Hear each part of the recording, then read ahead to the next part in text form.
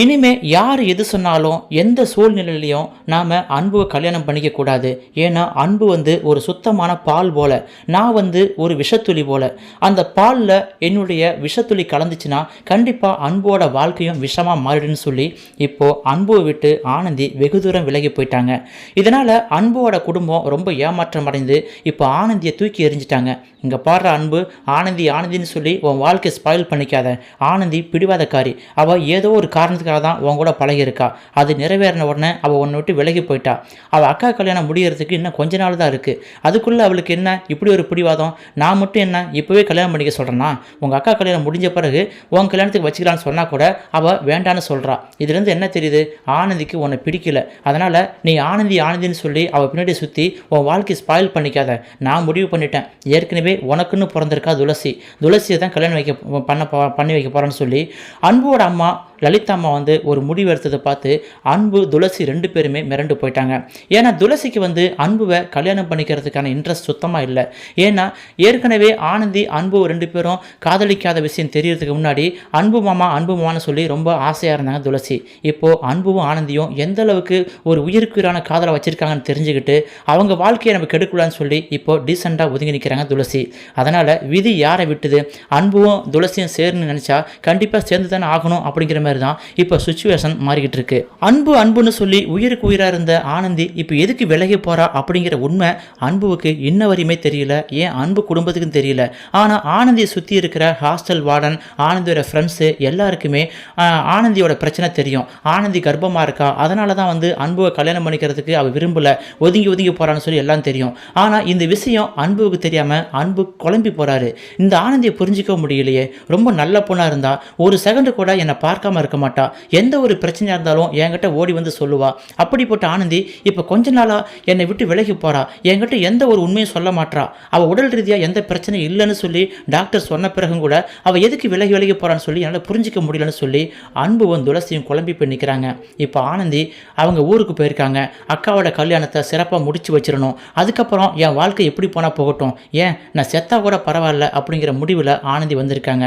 அதுக்காக தன்னுடைய குடும்பத்துக்காகவே ஆனந்தி இப்போ பொய்யா ஒரு போலியான வேஷத்தை போட்டுக்கிட்டு உதட்டில் போலியான சிரிப்பை வச்சுக்கிட்டு அங்கே சுற்றிக்கிட்டு இருக்காங்க.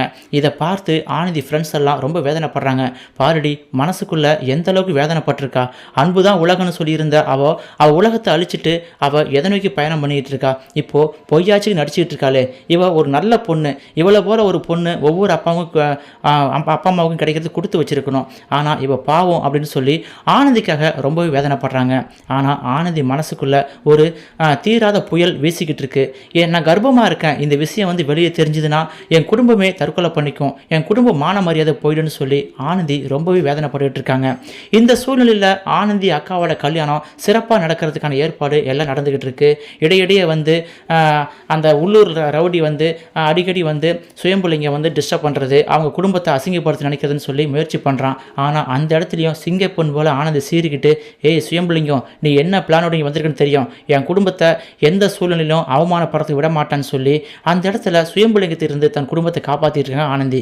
இப்படி ஆனந்தி தன் குடும்பத்துக்காகவே வாழ்ந்துகிட்டு இருக்க ஆனந்தி அவள் வாழ்க்கையில் பெரும் புயலை சமாளிச்சுக்கிட்டு இருக்கா. அவள் பெரும் அசிங்கத்தை சமாளிச்சுக்கிட்டு இருக்கா அப்படின்னு சொல்லி அவங்க அப்பா அம்மாவுக்கு சுத்தமாக தெரியல. இப்போதைக்கு ஆனந்தியோட மோட்டிவேஷன் என்னன்னா, தன்னுடைய அக்காவோட கல்யாணம் சிறப்பாக நடக்கணும். ஏற்கனவே அக்கா கல்யாணம் நின்று போயிட்டு இந்த ஊரே அசிங்கமாக பேசிச்சு. இந்த ஊரில் நம்ம குடும்பம் ரொம்ப அசிங்கப்பட்டு தலை குனிஞ்சு நின்றுச்சு. இந்த ஊரே பெருமைப்படும்படி நம்ம அக்கா கல்யாணத்தை சிறப்பாக நடத்தி வைக்கணும்னு சொல்லி ஆனந்தி இப்போ அந்த வேலையில் தீவிரமாக இருக்காங்க. அதுக்கு தகுந்த மாதிரி அக்கா கோகிலாவுக்கு என்னென்ன நகை வேணுமோ அதை வாங்கி தராங்க, ட்ரெஸ்ஸு வேணுமோ அதை வாங்கி தராங்க. இதெல்லாம் பார்க்கும் பொழுது இந்த ஊர்க்காரங்களாம் மிரண்டு போகிறாங்க, ஆச்சரியப்படுறாங்க. ஆனந்தி போல் ஒரு பொண்ணு கிடைக்க கொடுத்து வச்சிருக்கணும். இந்த குடும்பத்துக்கு ஆண் வாரிசு இருந்து செய்ய வேண்டிய எத்தனை வேலையும் ஆனந்தி செஞ்சுக்கிட்டு இருக்கான்னு சொல்லி எல்லாருமே பிரமிச்சு பேசுகிறாங்க. ஏன் கோகிலாவை கட்டிக்க போகிற மாப்பிள்ளை வீட்டில் கூட பயங்கரமாக பேசுகிறாங்க ஆனந்தி பற்றி.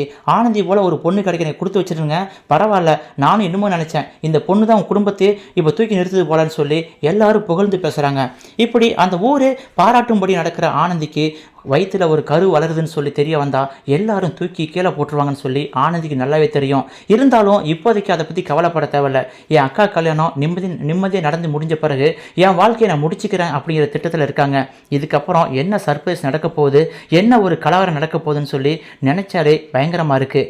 ஏன்னா ஆனந்தியோட கர்ப்ப விஷயம் வெளியே தெரிஞ்சால் அந்த குடும்பத்தை அசிங்கப்படுத்துறது காத்திருக்கிற சுயம்பலிங்கமே அந்த குடும்பத்தை நாராடிச்சிருவான், ஆனந்தியை உயிரோட கொண்டுடுவான். அதனால் ஆனந்தி ஒரு முடிவு பண்ணிட்டாங்க.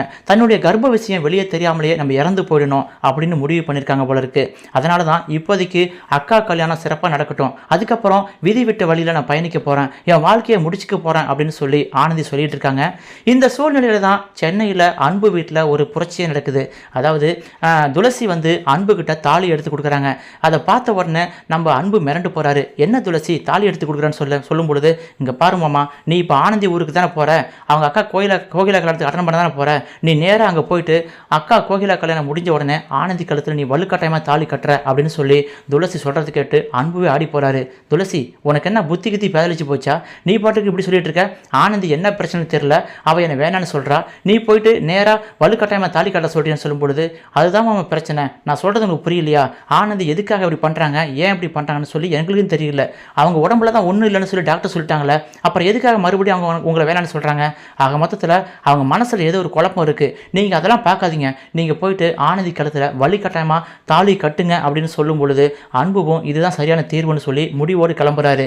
ஏன்னா ஆனந்தி கல்யாணம் முடிஞ்ச உடனே ஆனந்தி கழுத்தில் நம்ம தாலியை கட்டியே தீரணும்னு சொல்லி இப்போ அன்புவும் ஊருக்கு கிளம்பிக்கிட்டு இருக்காரு. இது ஒரு பக்கம் இருக்கும் பொழுது ஹாஸ்டலில் பார்த்தீங்கன்னா வார்டன்கிட்ட வந்து மித்ரா பயங்கரமாக வம்பு இழுத்துக்கிட்டு இருக்கா. என்ன மேடம், நீங்கள் ஊருக்கு போகலையா, ஆனந்தின்னு சொல்லி ஆனந்தி புராணம் பாடுவீங்க, ஆனந்தியோட அக்கா கல்யாணம் நடக்க போகுது, அந்த கல்யாணத்தில் நீங்கள் கலந்துக்கலன்னு சொல்லும் பொழுது, மித்ரா உனக்கு தேவையில்லாத வேலை, நான் கல்யாணத்துக்கு போகாமல் இருப்பேன், உனக்கு என்னன்னு சொல்லும் பொழுது, இல்லை மேடம் நீங்கள் முக்கியமான ஆளாச்சே, ஆனந்தி குடும்பத்துக்கு ரொம்ப முக்கியமான ஆளாச்சு, நீங்கள் வந்து அங்கே ஊருக்கு போனீங்கன்னா ஆனந்தியோட அப்பா அம்மாலாம் உங்களை தலையில் தூக்கி ஆடுறது என்ன, ஆனந்தி குடும்பம் இங்கே வந்தால் நீங்கள் ஆனந்தி குடும்பத்தை கவனிக்கிறது என்ன, இப்படி முக்கியமான ஆளாக இருந்துக்கிட்டு நீங்கள் கல்யாணத்துக்கு போகலன்னா எங்களுக்கு ஆச்சரியமாக இருக்குது அப்படின்னு சொல்லும் பொழுது, மித்ரா உனக்கு என்ன அக்கறை வேண்டி கிடக்கு, நான் கல்யாணத்துக்கு போகாமல் இருக்கேன், ஆமாம் உனக்கு ஒரு வேலை இல்லையா, காலையிலே வந்து ஆனந்தி புராணம் பாடிக்கிட்டு இருக்க, ஆனந்தி பேச்சை எடுத்தாலே பிடிக்காத ஆள், ஆனந்தி அழிஞ்சு போகும்னு நினைக்கிற ஆள், நீ எப்படி ஆனந்திக்கு ஃபேவராக பேசிக்கிட்டுன்னு சொல்லும் பொழுது, இல்லை மேடம் நீங்கள் கண்டிப்பாக போய் தான் ஆகணும், ஆனந்திக்கும் அன்புக்கும் கல்யாணம் நடந்தாகணும், அது நீங்கள் போனால் மட்டும்தான் முடியும்னு சொல்லும் பொழுது, சரி நான் போனால் எப்படி முடியும்னு சொல்கிறேன்னு சொல்லும் பொழுது, நீங்கள் போயிட்டு ஆனந்தியோட அப்பா அம்மா கிட்ட பேசுங்க, அன்புவுக்கும் ஆனந்தி கல்யாணம் பண்ணி வைங்கன்னு சொல்லி பேசுங்கன்னு சொல்லும் பொழுது, இங்கே பார் ஆனந்திக்கும் அன்புவுக்கும் கல்யாணம் பண்ணி வைக்கிறதுக்கு அவங்களுக்கு தெரியும், அதோடு மட்டும் இல்லாமல் இப்போ ஆனந்தி வந்து அன்புவை வெறுத்துக்கிட்டு இருக்கா, அதனால் இந்த விஷயத்தில் நான் ஏற்கனவே மூக்கு உடச்சி போய் உட்காந்துருக்கேன், அதனால் நான் மறுபடியும் ஆனந்தி அன்பு விஷயத்தில் தலையிறதா இல்லைன்னு சொல்லி அவங்க சொல்லும் பொழுது மித்ரா விடுற மாதிரி தெரியல. அதெல்லாம் முடியாது மேடம், நீங்கள் ஊருக்கு போகிறீங்க, அன்பு ஆனந்தியை பற்றி அவங்க அப்பா அம்மாட்ட பேசுகிறீங்க, கல்யாணத்தை முடிக்கிறீங்கன்னு சொல்லும் பொழுது, மித்ரா தேவையில்லாத பேசிக்கிட்டு இருக்க, உனக்கு என்ன அதில் கிடக்கு, ஆனந்தி அன்பும் கல்யாணம் பண்ணால் என்ன பண்ணலாம் உனக்கு என்னன்னு சொல்லும் பொழுது, அதே நம்மளை அப்படி சொல்லிட்டீங்க, ஆனந்தியும் அன்பும் கல்யாணம் பண்ணால் தான் ஏன் கல்யாணம் நடக்கும்னு சொல்லி மித்ரா சொல்கிறா. இதை கேட்ட உடனே வார்டன் மேடம் மிரண்டு போகிறாங்க.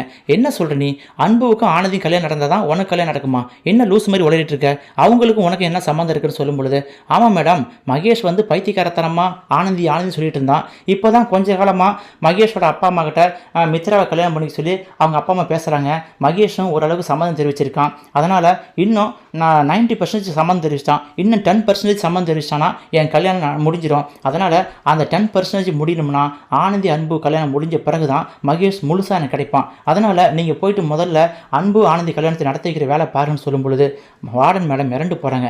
என்ன சொல்கிற, மகேஷுக்கு உனக்கு கல்யாணமானு சொல்லும் பொழுது, ஆமாம் மேடம் உங்களுக்கு விஷயம் தெரியாதா, இப்போது மகேஷ் வீட்டில் என்னை பற்றி தான் பேச்சு, மகேஷோட அப்பா அம்மாவுக்கு நான் தான் மருமகளாக வரணும்னு சொல்லி அவங்க ஆசைப்பட்றாங்க, ஏற்கனவே அரவிந்தன் அப்படின்னு சொல்லும் பொழுது, அரவிந்தனா அவனை தூக்கி ஓரம் போடுங்க, அரவிந்தன்லாம் எனக்கு கிடையாது, எங்கள் அம்மா ஒரு பிடிவாதமாக இருந்தாங்க, அதனால் நான் ஒத்துக்கிட்டேன், இப்போ எங்கள் அம்மாவும் என் விஷயம் தெரிஞ்சு இப்போது உனக்கும் மகேஷ் தான் கல்யாணம் சொல்லிட்டாங்க, அரவிந்தனை தூக்கி குப்பையில் போட்டாச்சுன்னு சொல்லும் பொழுது ஹாஸ்டல் வார்டன் மிரண்டு போய் நிற்கிறாங்க. ஐயோ இவளை கொண்டு போயிட்டு மகேஷ் வீட்டில் விடுறதா, மகேஷ் இவ்வளோ வாழ்க்கையில் வந்தால் என்ன ஆகிறது, மகேஷ் வாழ்க்கை இவ மோசமான ஆளாச்சே, இவ ஒரு ராட்சசி, இவ போயிட்டு மகேஷ் வாழ்க்கையில் கலந்தா மகேஷ் வாழ்க்கை அதோகதி தான் சொல்லி மிரண்டு போகிறாங்க. ஏன்னா ஹாஸ்டல் வார்டனுக்கு தன்னுடைய மகன் மகேஷ் வாழ்க்கை நல்லா இருக்குன்னு சொல்லி ரொம்ப ஆசைப்படுறாங்க. ஆனால் ஆனந்தியை மகேஷ் கட்டிக்கிறாலும் பரவாயில்ல, ஆனால் இந்த மித்ராவை மகேஷ் கட்டிக்கக்கூடாது அப்படிங்கிறதுல ஹாஸ்டல் வார்டன் உறுதியாக இருக்காங்க. நிலைமை இப்படி ரொம்ப சீரியஸாக போகும்பொழுது ஊரில் பார்த்தீங்கன்னா செவரக்கோட்டையில் ஆனந்தி கல்யாண கல்யாண வேலையில் ரொம்ப பிஸியாக இருக்காங்க. அன்பு சென்னையிலிருந்து ஒரு முடிவோடு போயிட்டு இருக்காரு. அதாவது ஆனந்திக்கு வலுக்கட்டாயமாக தாலி கட்டிட வேண்டியதான், இவளை எப்படியே விட்டா வேலைக்கு ஆகாதுன்னு சொல்லி அவர் ஒரு முடிவாக வந்துட்டு இருக்காரு. இன்னொரு பக்கம் மகேஷ் வீட்டில் வந்து மித்ராவுக்கும் மகேஷுக்கும் கல்யாணம் பண்ணி வைக்கிற வேலையில் அவங்க ஈடுபட்டு இருக்காங்க. இப்படி யார் கூட சேர போகிறாங்க அப்படிங்கிற ஒரு குழப்பமான சூழ்நிலையில் இப்போ என்ன நடக்க போதோ அப்படிங்கிற மாதிரி ஒரு கலவரமான சூழ்நிலை தான் நடந்துகிட்டு இருக்கு. ஒருவேளை அன்பு ஆனந்தி கழுத்தில் வலுக்கட்டாயமாக தாலி கட்ட போனார்னா கண்டிப்பாக ஆனந்தி ஒத்துக்க மாட்டாங்க, பயங்கரமாக அவங்க எதிர்ப்பு தெரிவிப்பாங்க. ஆனால் அன்பு சொல்லுவார், எதுக்காக ஆனந்தி இப்படி பண்ணிட்டு இருக்க, ஏன் இப்படி பண்ணிட்டுன்னு சொல்லி அந்த இடத்துல ரொம்ப விடாபடியாக தாலி கட்ட போனால் கண்டிப்பாக ஆனந்தி இதுக்கு மேலே மூடி மறைச்சா வேலைக்காகுதுன்னு சொல்லி எல்லா உண்மையும் அன்பு கிட்ட சொல்ல போகிறாங்க. அன்புவும் அதை கேட்டுட்டு மிரண்டு போவார். தயவு செஞ்சு என்னுடைய பிரச்சனையை புரிஞ்சுக்க அன்பு, நான் ஒரு கலங்கப்பட்டு நிற்கிறேன், என்னை கட்டிக்க முடியாது, நீங்கள் வந்து ஒரு சுத்தமான ஆள், என்னை எப்படி கல்யாணம் பண்ணிக்க முடியும்னு சொல்லி ஆனந்தி தன்னுடைய தரப்பு நியாயத்தை சொல்லும் பொழுது அன்பு பயங்கரமாக அழுவார். தன்னுடைய வாழ்க்கை இருண்டு போச்சு அப்படின்னு சொல்லி ஆனந்தி நினச்சி வேதனைப்படுறதா இல்லை நம்மளை நினச்சி வேதனைப்படுறதான்னு சொல்லி அன்புக்கு குழப்பமான சூழ்நிலை இருக்கும். இருந்தாலும் ஆனந்தி ஒரு பிரச்சனையில் மாட்டிக்கிட்டு இருக்கா, அவளுக்கு உதவி பண்ணியே தீரணும். இத்தனை நாளாக ஆனந்திக்கு எவ்வளோ பிரச்சனை சால்வ் பண்ணி கொடுத்துருக்கோம், இப்போ இவ வாழ்க்கையில் முக்கியமான கட்டத்தில் நிற்கிறா, அதுக்கு நம்ம உதவி பண்ணியே தீரணும்னு சொல்லி இப்போ அன்புவும் ஒரு முடிவோடு ஆனந்திக்கு உதவி பண்ணுறேன் அப்படிங்கிற முடிவோடு வரப்போறாரு. ஊருக்கு வந்த உடனே துளசி வந்து அன்புவை பார்த்து கேட்பாங்க, என்னமாமா ஆனந்தி கழுத்தில் தாலி கட்டிட்டே இல்லைன்னு சொல்லி ஒருவேளை ஃபோன் போட்டு கேட்டாலும் கேட்கலாம். ஆனால் இந்த இடத்துல அன்பு வந்து இல்லை துளசி, எனக்கும் ஆனந்திக்கும் கல்யாணம் நடக்காது அப்படிங்கிற ஒரு உண்மையை சொல்லுவாரா, இல்லை எதுவும் மழுப்பிக்கிட்டு இல்லை அவள் வேலைக்கு ஆக மாட்டா, அவள் மறந்துடுறா, அவள் என்னை வேணான்னு சொல்லி தூக்கி எறியும் போது நான் எதுக்காக அவளை தாலி கட்டணும் அப்படின்னு சொல்லி அன்பு வந்து ஆனந்தியை வெறுக்கிறாங்கிற மாதிரி நாடகம் போடுவாரா அப்படின்னு சொல்லி நம்ம வெயிட் பண்ணி தான் பார்க்க முடியும். இந்த வீடியோ பிடிச்சிருந்தா லைக் பண்ணுங்க, உங்க நண்பர்களுக்கு ஷேர் பண்ணுங்க. மீண்டும் சிங்கப்பண்ணி ஆனந்தி வாழ்க்கையில் என்னென்ன சம்பவம் நடக்கும்னு சொல்லி அடுத்தடுத்த வீடியோவில் தொடர்ந்து பார்க்கலாம். நீங்கள் நம்ம சேனலுக்கு புதியவராக இருந்தால் நம்ம சேனலை மறக்காமல் சப்ஸ்கிரைப் பண்ணிக்கொண்டு ஆதரவு தாருங்கள். மீண்டும் அடுத்த வீடியோவில் மீட் பண்ணலாம். தேங்க்யூ ஃபார் வாட்சிங்.